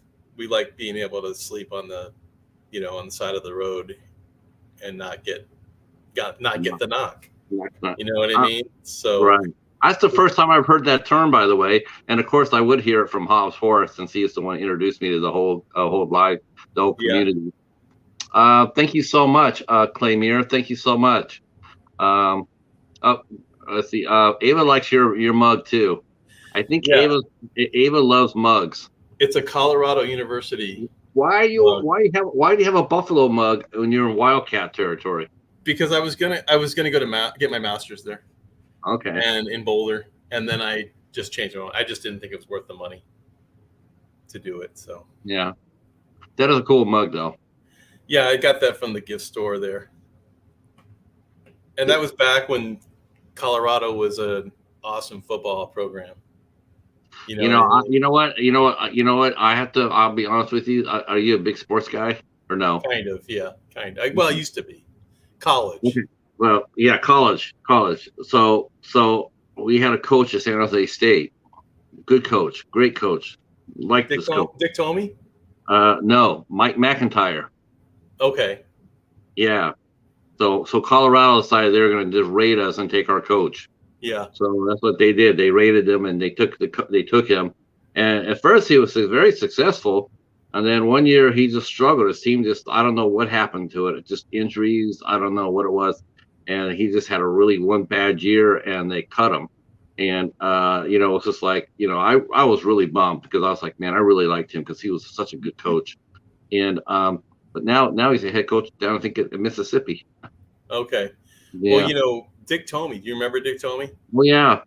He did coach at San Jose State, but he was on his downside. It was after he had all the success at the U of A. The game had passed him by. In fact, I was there. I went to one of the games that he coached. Yeah, it just passed. Yeah, it passed him by. Yeah, he was losing a lot of games there. Yeah, poor San Jose State. Yeah, I don't know what's going to happen to the Pac-12. Hopefully, you guys can see it together. It's Pac-10 again now. I don't know why this. Honest to God, I don't understand. Why don't they just go out there, grab San Diego State, grab Fresno State, and you'd be golden. You wouldn't be missing a beat. Well, they could have grabbed BYU, but where's BYU with now? Big 12, the Big 12. Yeah, they could have got them. They should have got them. Year or the year before. Yeah, they could have got BYU, Fresno State, San Diego State, and Boise State. Yep. And that would have been a pretty awesome league. Yeah. Oh yeah. You would have. They could have wrote their own ticket. Yeah. They could have wrote their own ticket. What's it like doing the meetups now? Do you plan your meetups? Do you plan your meetups, or you yourself, or do you collaborate with other van lifers? Okay. And we've only had one meetup that's actually for our channel. Okay. And that was with Nomadic Adventures, my channel, and Desert Adventures in Arizona, Steve. And but it was over New Year's, and it was so cold and rainy. It was the coldest and rainy I ever remembered in Arizona ever. I mean, I'm surprised there wasn't snow on the ground. It was so bad. So it wasn't that successful, to be honest with you. But we had fun. I mean, it was successful because we had fun, and it was, a small group, and it was just camping basically. So, but I've gone to other meetups, and those were, organized by someone else. So mostly Box Van D. Okay. Yeah. So we went to D's meetup in Quartzsite, and then we kind of had I guess it was a meetup. There were a lot of people that we knew that were in the area near Imperial County, California, which is Salton Sea, Slab City. I don't know if you're familiar with Slab City. Yeah. Okay, but that area, and Joshua Tree. There were a lot of people in Joshua Tree that we knew, and so we all met up in Slab City, and that was pretty cool. Camped out overnight for 3 nights in the parking lot of the range in Slab City. Yeah, I watched that video you took down there. The Salton Sea. It's just like, wow. Yeah, there's a bunch of them on the new channel. Yeah, well, like 5 or 6 of them on the new channel. That's just heartbreaking to see. I don't know how I don't know how people survive down there. I really truly don't get it. I don't know how they live. Well, the property's cheap, and that's probably why. That's probably why they're there, right? Otherwise, have you ever run across a squatter? Nope. Yeah. Nope. All the places that I've been in, I've never run across a squatter. Yeah, I think Arizona really sort of prevents that, because of the weather. It's like in California, the ones I've gone in there, they also I've never ran into a squatter. I've seen a mattress here and there. Somebody had been in there, but I've never seen actually a person in there. So tell us, talk to us a little bit about, before I let you go, but talk to us a little bit about, well, first of all, I'm going to ask you, what was it like meeting Marshall for the first time? He's a jerk. No, I'm just kidding. Is he watching? No. Rumor has it that you started calling him Hollywood because of his work in the movie business. Is there any truth to that? No. Is there any truth to that? No. He's actually back home because that's the only place he can get any work on a film. So I'll be honest with you. I was checking in on him there. I was really worried for him. I really was. I don't think he'll know that until he listens to this. But when he was in Arizona, and I knew he wasn't working, I was worried. I was like, I might need to reach out and help him get home, because gas prices are going stupid. And I'm going like, man, right. I think that's why he got up and left all of a sudden, because he saw the prices going up and he had to get home for that job. So he was doing Dash here. I would have helped him out. I mean, if he would have got stuck, But okay. he actually slept in our driveway. I don't know how many nights. Stealth camping, or would that be bobcat camping? Yeah. Well, you know what? I probably should have warned him about the wildlife. Yeah. You hear him freaking out there and like, what the hell? And then you stick your head out there and say, Marshall, play the ukulele. Yeah. So he did camp out here a few nights, and then that when he was here, we went out to the west of Tucson, over by Steve, Desert Adventures in Arizona. He lives right in the middle of Ironwood. I'm going to say this wrong. Ironwood National Monument Forest, which is actually desert. Okay, but he lives right in the middle of it. There's a little area where there's a couple hundred acres, and he has some property right in the middle of that. So he lives right in the middle of this awesome, really beautiful, great free camping BLM area. And so if anybody's around here, that's a great place to go camping for free, is Ironwood National Monument Forest. I'm pretty sure that's what it is. And I've been over there a couple times since then, camping. Claymere actually got a question here. It says, what was your funniest or most embarrassing thing inside your van? In the van? I think I mentioned Taco Bell earlier. Probably something along that line, I'm sure. Why can't I think of anything? Let me think about that. Do you I know you have your windows on top of the van, like sort of high? Yeah, that's not high inside the van, inside the truck. That just looks high from the ground, but inside the truck, it's just you're looking right out the window. Do you like on your bed? Do you have ventilation on the bed level? Okay, so we have a window that's about a foot and a half above the bed. Okay. And then in the kitchen, that window, even though it looks like it's really high, it's actually counter height. It is actually at the level of the counter. Oh wow! Okay. And then goes up. Yeah. Now do you split the cooking? You and Kelly, you guys each take turns, or you guys do it together? I do most of it. I do almost all the cooking. Yeah. She just doesn't like to do it. She's actually a good cook. She just doesn't like to do it. Right. Well, she probably Well, that though, that's all right, because many times that there's been the woman's expected to do the cooking. I think it's nice that she took charge.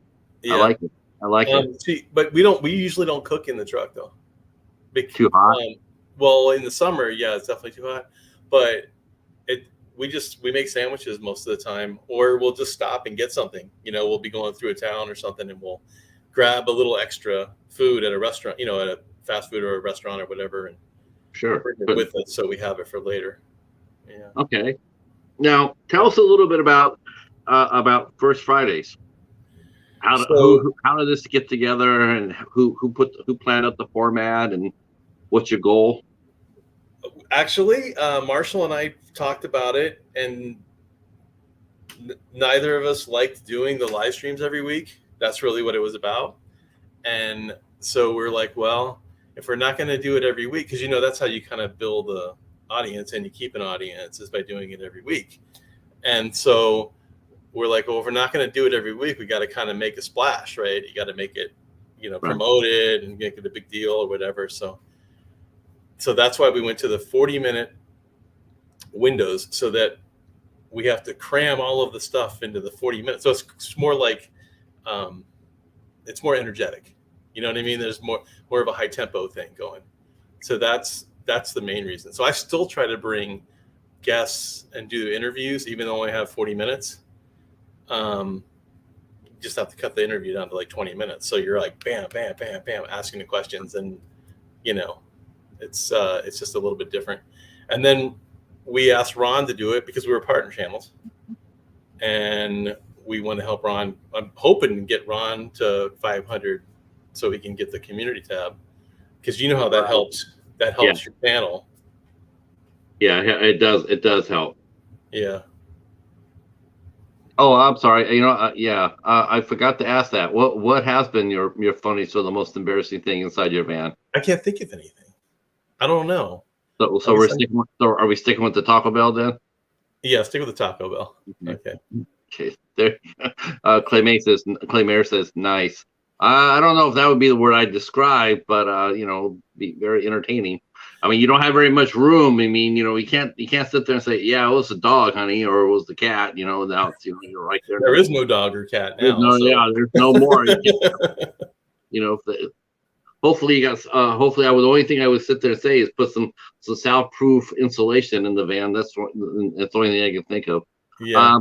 Yeah. So you guys do that. Do the first Friday, and I watched the first two. Okay.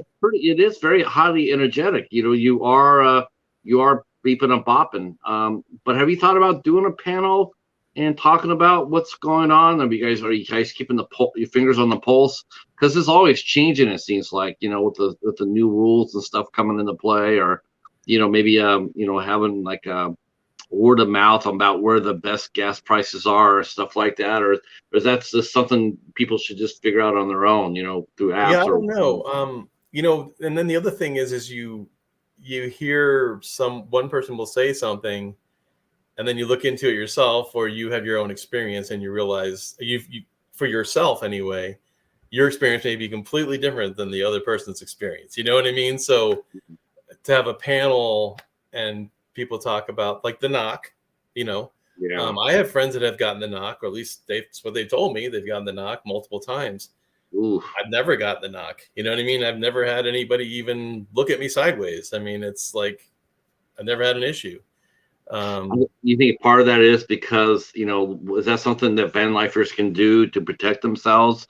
Is maybe make sure that their rig is looking sharp, as far as, being clean and, Ours is not clean. I don't think I've washed it since I started building it. So I don't know that that's really has anything to do with it. I think it's the type of vehicle. I mean, obviously law enforcement knows that the Sprinter vans are Nomad vans now. If they've got an air conditioning unit on the roof and it's a Sprinter van, they know somebody's traveling. You know what I mean? It's like, that's a Nomad. Okay. What is the difference between a Nomad and a van lifer? Well, you know what? Anymore, I think it's the same thing. I think it's the same thing now. I even know people that live in RVs that call themselves van lifers. So I think it's just become another word for Nomad, Of course, the word Nomad kind of, in recent history came from motorcycle clubs, right? I mean, those were the Nomads. Yeah. And biker gangs, whatever, and so are van lifers Nomads, or are they not really Nomads? I mean, it is, if you look in the dictionary, yes, they're Nomads. Yeah. But I don't know. I guess it all depends how much you travel, right? I mean, if you set up at a BML place and you move 25 miles everywhere every 2 weeks, Is that, is that a nomad? I guess that'd be more like a nomad life. Whereas van life is, I guess, it's more when you actually do travel from point A to point B. I guess, but you're still a nomad when you're traveling from, right? You're still a nomad. If you look in the dictionary, you're still a nomad. Yeah, So I we're guess it all, all depends how you define traveling. And to me, it's like, if you go from Arizona and you drive out to Kentucky, to me, that's sort of like a van lifer. You're on the road. A nomad, I guess, is just, they go wherever they can, and they set up wherever they can. Because I know a lot of people, I know there's been camps that they have little camps, and they set up there. They don't necessarily always travel like you and Marshall, or others do. I guess it's either it's like tomato or tomato, right? It's just one or the same.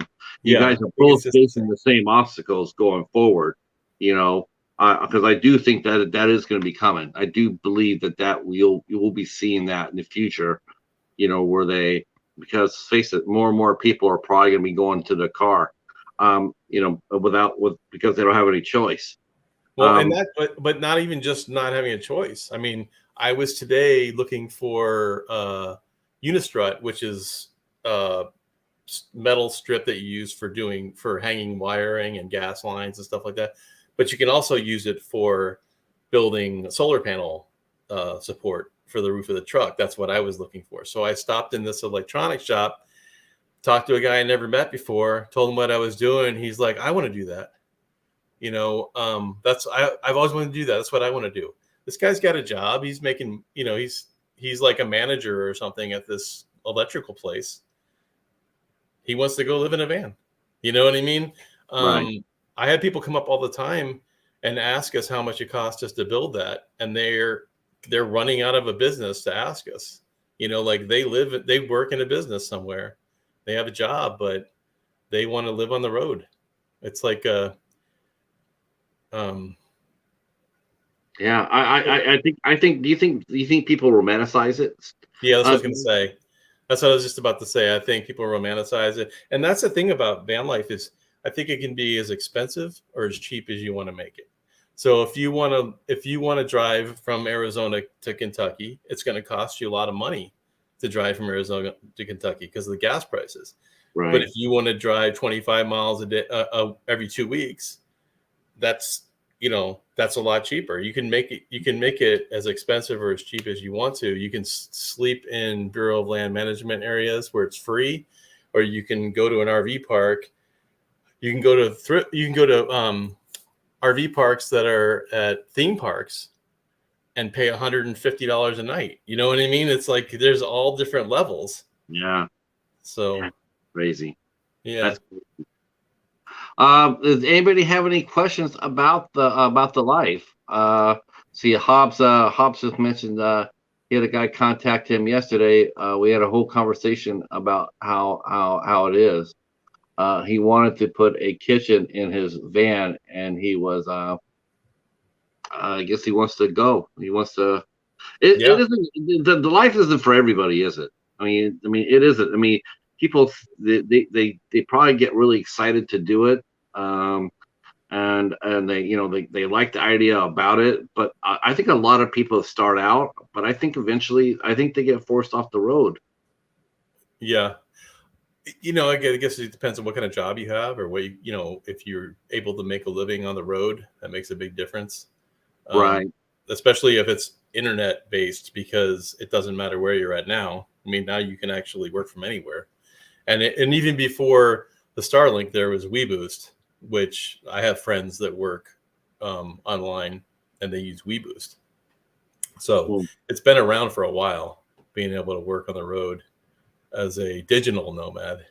You know, um, Yeah. I I mean, you can work out of your if you can work out of your rig you and got to you make money. You got to feed yourself. yeah. So I guess that's the important thing too. Is if you I mean, if you come up, if you do work and you come up to a town, you might need to, before you go to the town, you might need to look up and see if someone's hiring for a little bit, and just go in there and maybe work a month at a place or something like that.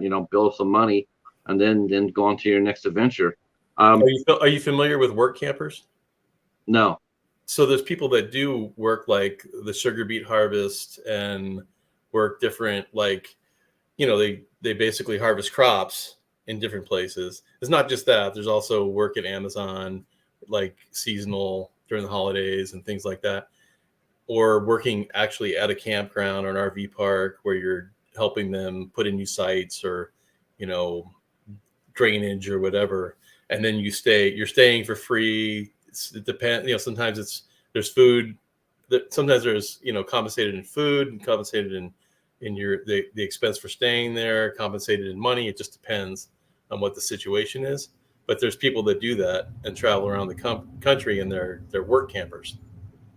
Wow. Okay. Yeah. Yeah. Okay. So your next First Friday will be in August. I think, is it the first?